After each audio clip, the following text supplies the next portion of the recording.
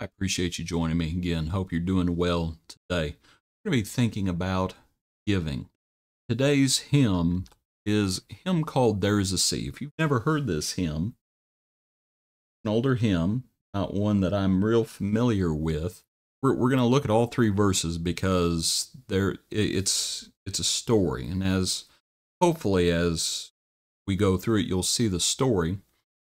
And because it's speaking about Sea of Galilee and then the Dead Sea.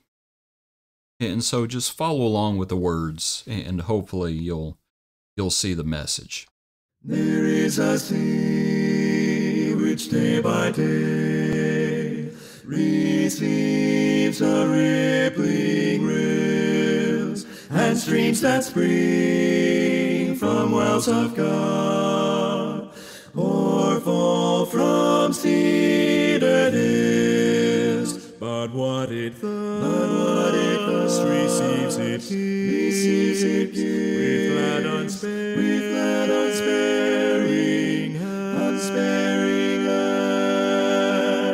A stream or wide, with deeper tide, flows on, to lower land, There is a sea which day by day receives a fuller tide, but all its store it keeps nor gives to shore nor sea beside. Its Jordan stream, mountain to bright, thy Saviour's molten land. Its dreadful name doth there proclaim. That sea is waste and dead.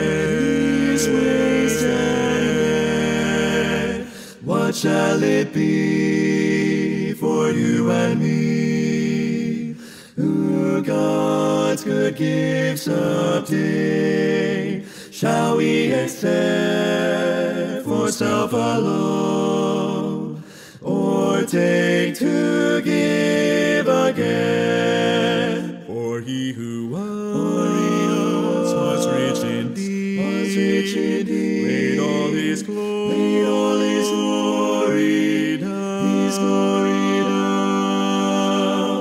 that by his grace our ransom grace should share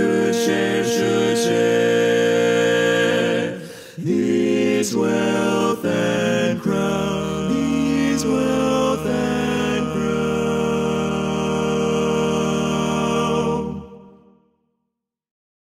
For me, I'm missing that last page there. So hopefully that didn't detract too much from the lesson of the hymn.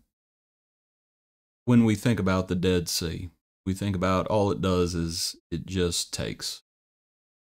It does not give.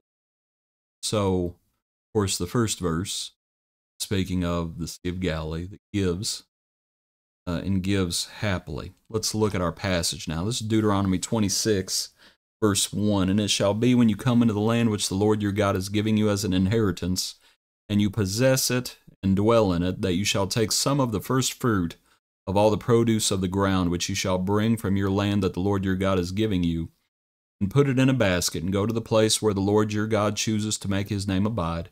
And you shall go to the one who is priest in those days, and say to him, I declare today to the Lord your God that I have come to the country which the Lord swore to our fathers to give us.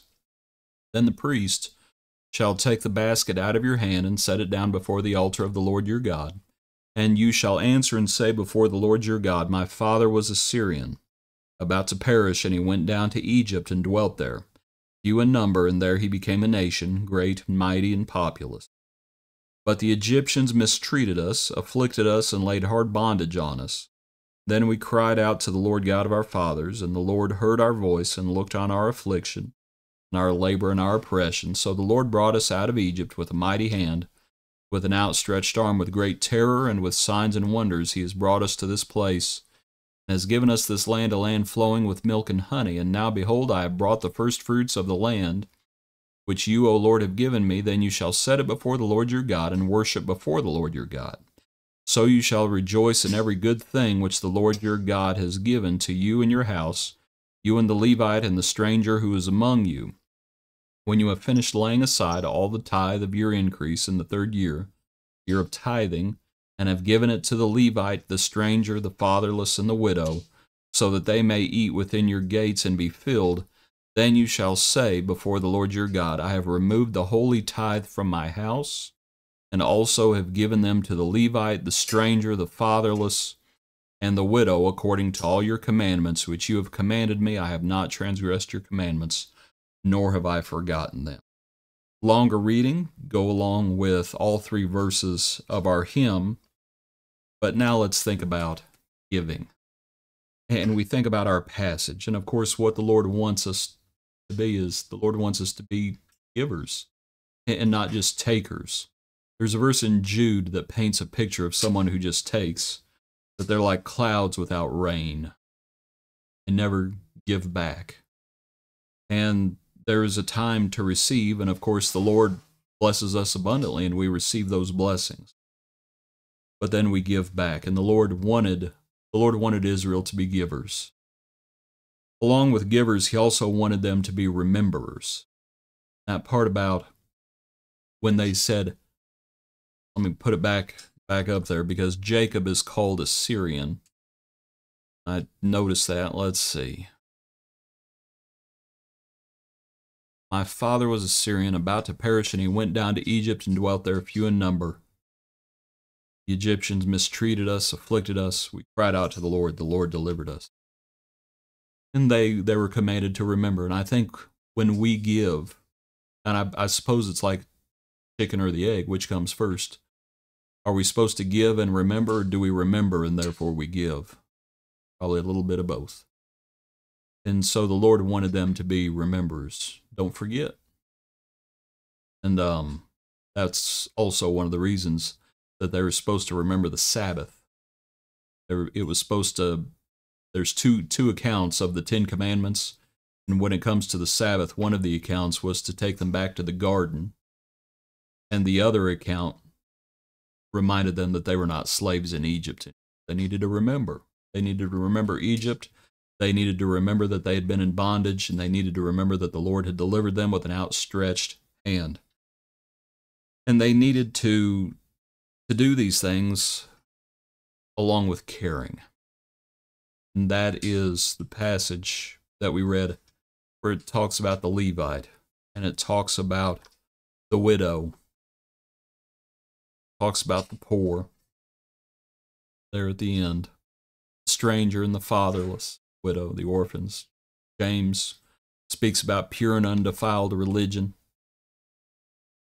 I think about that idea. Keep oneself unspotted from the world.